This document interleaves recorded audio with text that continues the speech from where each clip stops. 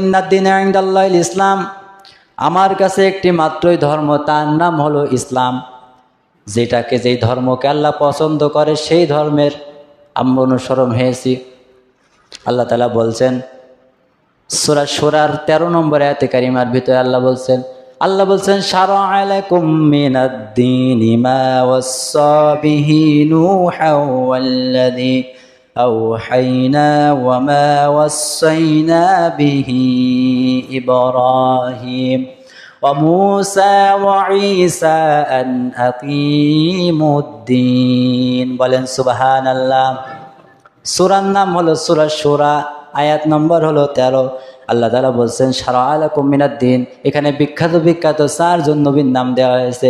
নূহ আলাইহিস সালামের নাম, ইব্রাহিম আলাইহিস সালামের নাম, ঈসা আলাইহিস সালামের নাম, মূসা আলাইহিস সালামের নাম। সর্বোপরি আমাদের নবী বিশ্ব নবী সাল্লাল্লাহু আলাইহি সাল্লামের নাম দিয়েও বলেছেন আনা কিমুদ্দিন, হে নবী, প্রত্যেক নবীকে আমার দুনিয়ায় পাঠিয়েছি আমার দিনকে, কিয়ামতের দিনকে তোমাদের সমাজে প্রতিষ্ঠা করবা। বলেন সুবহানাল্লাহ।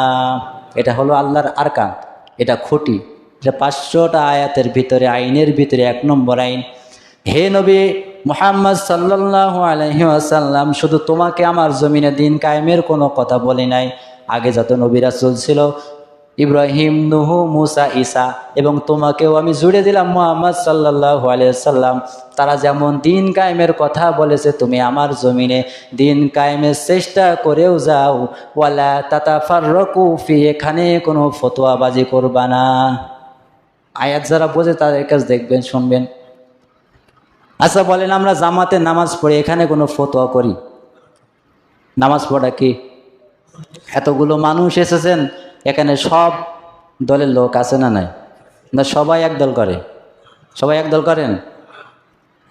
এখানে অনেকগুলো লোক আছেন, বাংলাদেশে যত দল আছে সব দলের লোক কিছু না কিছু এখানে আছেন। এই নামাজ পড়বো জামাতের সাথে, এখানে কোনো ফতোয়া কেউ বলবে না যে ইমাম সাহেব সূরা নাস যদি না পড়েন, আজকে সূরা ফালাক পড়বেন, আজকে কেউ সূরা ফাতিহা পড়বেন না, ফাতিহা বাদে নামাজ পড়বেন। ইমাম সাহেব আজকে কাতার 6টা, এখানে 7-8টা কাতার করব, সমস্যা।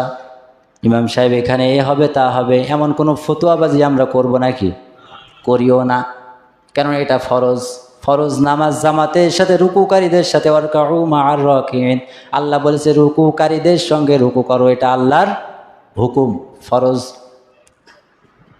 আহকামিহি ওয়া আরকানি, এটাও তো আল্লাহর বিধান, হুকুম।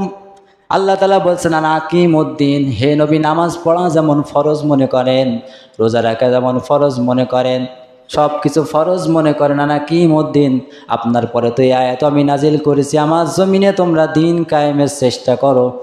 এই কথাটাও তো আমি কোরআনে বলেছি, ওয়ালা তাতাফাররাকু ফি, কারণ আমি আল্লাহ অবশ্যই জানি দিন কায়েমের পথে সবাই থাকবে না। এখানে মতপার্থক্য করবা না, নামাজে তো মতপার্থক্য করো না, দিন কায়েম করতে গেলে কেন তোমরা মতপার্থক্য করো? আল্লাহ জানে যে আমরা মতপার্থক্য করব, যে ও কষ্ট করুক গা, মার খাই খাক গা, আমি যাবো না। সম্মানিত হাজিরিন, কথাগুলোকে আমি বানাচ্ছি বলেন, একটাও কি বানিয়েছি? 1 নম্বরে আমরা কিন্তু জান্নাতুল ফেরদাউসে কি করে যেতে হয় সে আলোচনা করছি, বুঝতে পারছেন? 1 নম্বর ইন্নাল্লাযিনা আমানু, ইমানের আলোচনা করতে করতে আমরা এই পর্যন্ত এসেছি। সম্মানিত হাজিরিন, ইমান যদি না থাকে জান্নাতুল ফেরদাউসে কি যাওয়া যাবে? বলেন, যাওয়া যাবে? কেউ যেতে পারবেন না। ইমান থাকতে হবে। ইমান কি তা তো বললাম।